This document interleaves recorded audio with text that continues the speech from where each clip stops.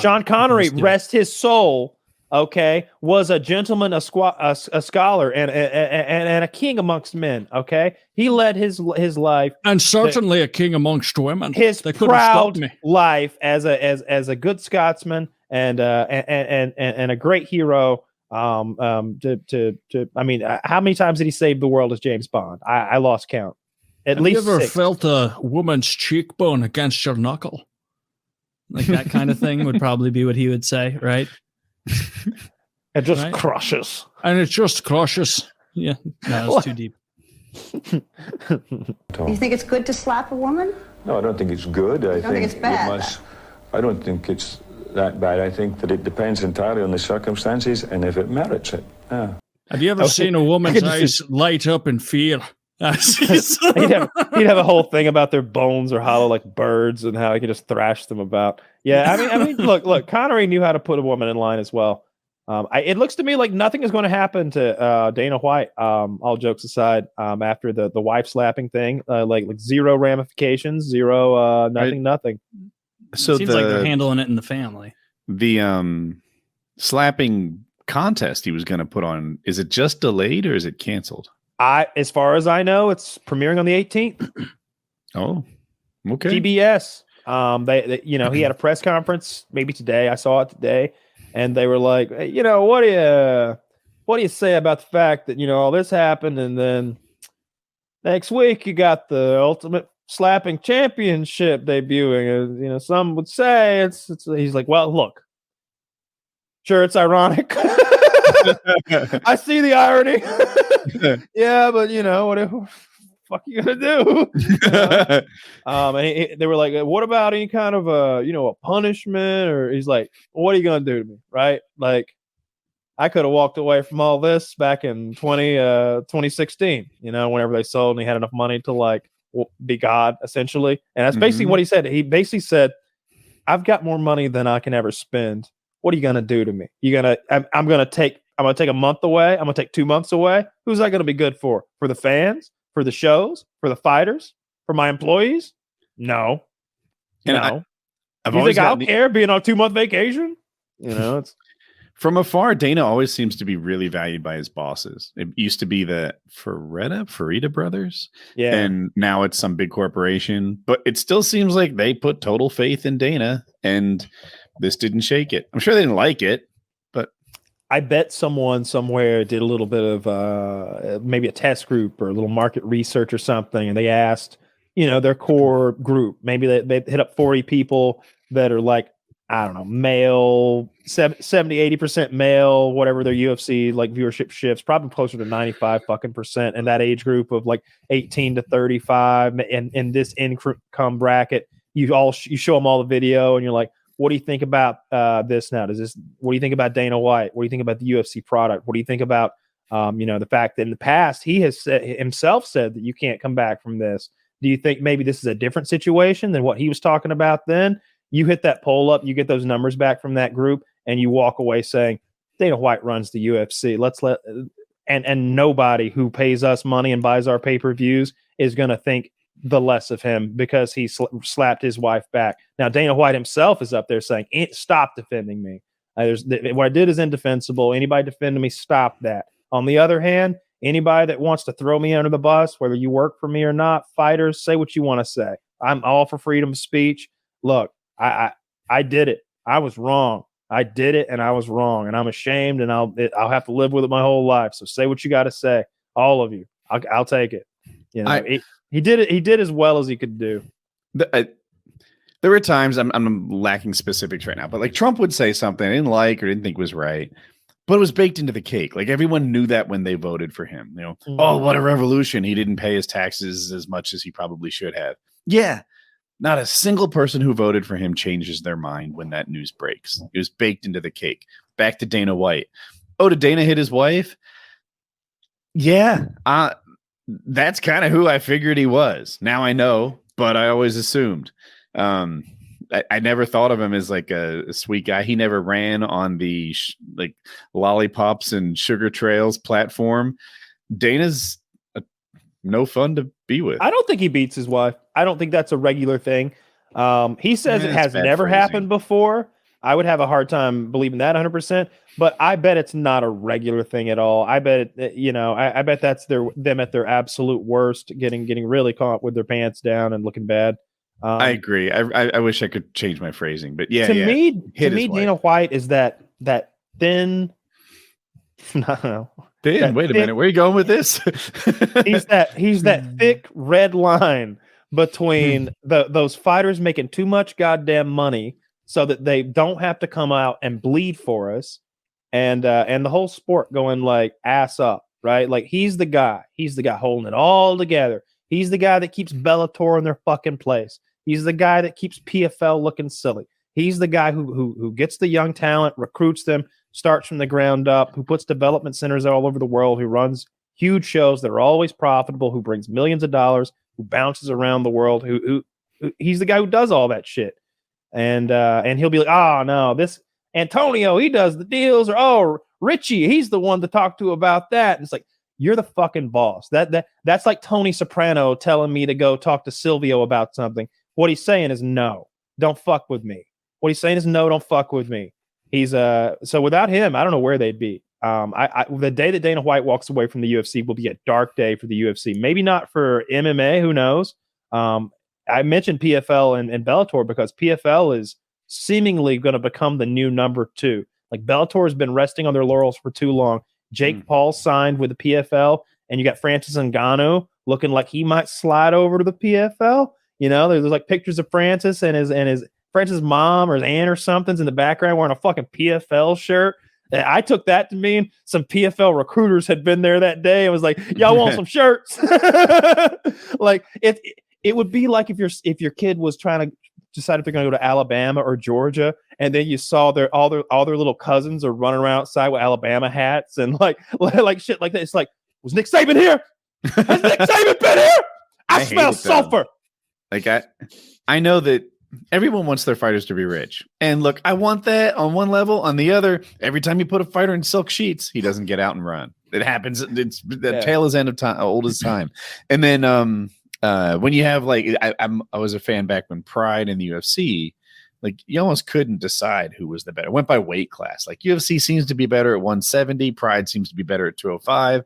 And you're like, but I want to see them fight each other. And you rarely got that. When you have two great leagues, you have a bunch of fighters who don't fight each other. In the UFC, they rarely protect fighters. Like, is this badass and this badass in the UFC? Make them fight. What did that guy, Cro Cop, start in? Because he was the first UFC fighter I ever saw. Can you picture those checkerboard shorts on him? I can picture his name. I remember like seeing his foot hit people's head and being like, "Oh, he's killed people." Like clearly with like his kicks were so hard and heavy. Early MMA had examples of world-class practitioners of kickboxing and other techniques going up against people who'd never blocked a kick before. And so Cro Cop could just head kick them, and they're like, "I didn't know that was an option." What you were seeing, Cro Cop explained. Go. So Cro Cop had these big fucking thighs that they couldn't be natural. He was so fucking strong, and they're asking him like, what's better, your left leg or your right leg? And he goes, right leg hospital, left leg cemetery. Left leg cemetery. And like he's Croatian, and he has that Eastern European hairline, which tells you he's for real. Like, you know what I mean? You know, he's the guy, right? What do you mean He's the guy who actually was in the special forces. Yeah, right? yeah. He was like legit, like whatever the Croatian version. Yeah, that's the old story. Is like when he like faced off against Vanderlei Silva. I'm watching the highlight of that right now. Yeah. That's a great story. That and the Kumite story are two of my like favorite like MMA lore type stories. Wait, real quick, like before you do the Kumite thing, watching because the screenshot right now, the video is showing Cro Cop and Silva, whatever his name is, like stare down, and Wanderlei Sylvia is doing like that bounce up and down fight thing that fighters do, and Cro Cop is 100% static, staring at him like, if I wanted to, I could kill you. Like that that level. I assume Cro Cop wins this fight based on the way they're looking. He does. Silva, his nickname was the Axe Murderer, and he just wrecked everyone at 205. And he was very scary. When he won fights, the other people were very injured. And he's going up against a heavyweight, though, and it doesn't work out for him. Nope. A heavyweight who's killed men before. Mm-hmm. Oh my God, dude, I'm watching the highlights of this. He kicks Wanderlei Silva so hard in the ribs that he has a visible bruise by the end of the round. And then Wanderlei's talking to his thing and Cro Cop's going. Cro Cop is kissing at him. This guy rocks. What a winner. Yeah. I think Brendan Schwab beat Cro Cop. Am I wrong about that? God, I hope not. I imagine, because I saw Cro Cop being the first MMA fighter I ever knew about means that he probably got started in like the was big in the mid 2000s, right? Like 2005, 2006. Like he's probably way too old to fight that other guy. Long before I watched MMA. Yeah. MMA to me back then was like my uncle mentioning VHS tapes. And it all sounded very underground and almost like borderline illegal. Like it sounded akin to like Faces of Death. Because I remember him talking about that classic one where there's a black guy and he gets the other guy into like a crucifix and he's able to deliver uncontested elbows to the side of the guy's head rapidly. Like it just boom, boom, boom, boom, boom, boom, boom, boom. And I remember my uncle describing that and being like, dear God. like thinking like I as a kid, I was like, that's not for me. I'm not old enough to watch something like that. Like, and meaning it, like thinking like, I don't want to see a man. I don't see that happen to a man. Yeah, like, Jesus Christ. That seems scary. That seems sounded rough. Yeah, that's the early days of well, in general, just Pride. Pride had you could kick people while they were down in the head. That's a good feature. So you'd knock somebody down, and then they'd fucking every now and then they'd kick somebody like right in there in that middle ground between down and up, and that puts their head at like that. They're able. What I'm saying is they're able to extend their leg fully into this fucking kick, and it's rough. But I think it should be in mixed martial arts. I think there should be some form of the soccer kick in the UFC. Like I don't know exactly what the rule is, but certainly they need to get past this one hand down bullshit they're doing now. This idea that if you put one hand down or even two on the mat, that you're now a grounded opponent and now I can't knee you or kick you in the head. Fuck you in your safe zone bullshit. This ain't basketball. You can't just cheat the rules as you go and like clearly everybody knows what you're doing while they watch. No, it's a fist fight, asshole. I hate that shit. And they just need to enforce the rules correctly. Dude, this kicking on the ground shit is unreal. Like, I'm still watching the Cro Cop highlight. He just is teeing up this poor guy on the ground. Like, it makes you not want to go down. Yeah, is he known as one of the best kickers? Because his kicks look tremendous to me. Yes, he is. I'm trying to be like, yeah, but not as good as I have no one. Cro Cop's the kicker. He kicked so high on this dude who was his height that he didn't hit him with his foot. He knocked him out with the bone on the side of his ankle on the top of his head. Like it looked almost like a miss until you saw the man die. Like, like fall down into a crumpled mess like a dead spider with all of his like limbs wrapped up. This guy's awesome. I hope he's still fucking has a loss from a kick just like that. Like maybe Gonzalez. Cro Cop got knocked the fuck out with a kick, and it's like, whoa, that guy kicks like you. Yeah, I think I know what you're talking about. I have seen that highlight because I remember seeing it and being like, that's just a fluke. yeah. This guy I have no connection to who I enjoy is the best kid. It is Gonzaga, yeah. That video I liked, which we can't show to everyone, but it's only 12 seconds, and it's Schwab knocking out Cro Cop. Okay. And you said Schwab was never he wasn't that. I think I'm going to make up numbers, but I'm going to say he peaked at like 8th best at heavyweight or something. But, yeah, heavyweight. That's pretty solid then. Heavyweight's so weird, dude. Like once you get out of the top. All right, so right now it's a little spicy, right? Because you got that Russian cat, like that scary motherfucker, from the like 2 cards back. It's obviously a white guy. There's a Russian heavyweight that was tremendous. I can't remember who he knocked out. Maybe Derek Lewis. Maybe it was Derek Lewis's last loss, or maybe it was Taya.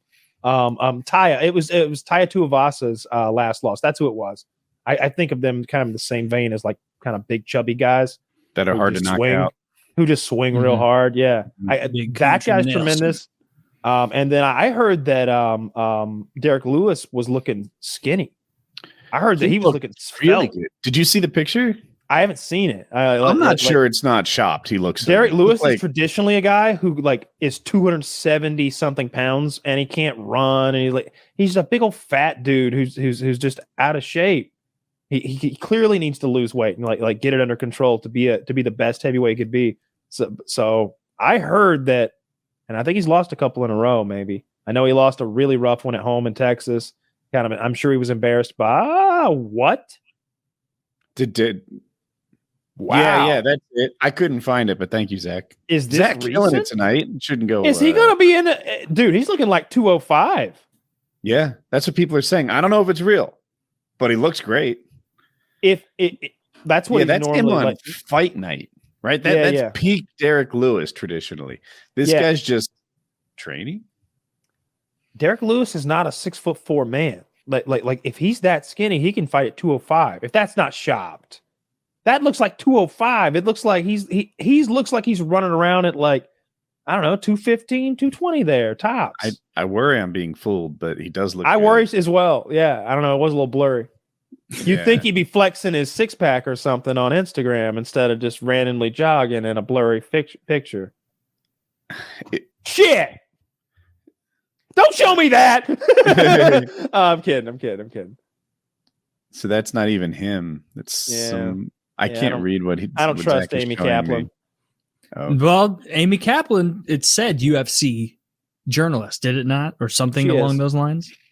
She is. Oh, is she one of those sports journalists that plays up the hype? Not a reliable insider source. I didn't say any of that. I don't fucking know who this person is. I just don't know if that's Derek Lewis if he's looking that skinny. That's wild because it looks like he's lost 40, 50 pounds there. Yeah, didn't mention it. Yeah, that would make. That's what we always wanted somebody like Daniel Cormier to do. Someone who's clearly walking around too heavy and fighting in a weight class too big for themselves and winning and doing tremendous at it. And it's like, man, you could be the greatest of all time if you could just keep the Popeyes under control. Like literally, you could be tough, man. Yeah, and Kyle's right, and experts, people who know much more than me, like Joe Rogan, are like, oh, he belongs at heavyweight. And I'm like, I just can't line up with the idea that that's Pete Cormier. Yeah, I don't know about all that.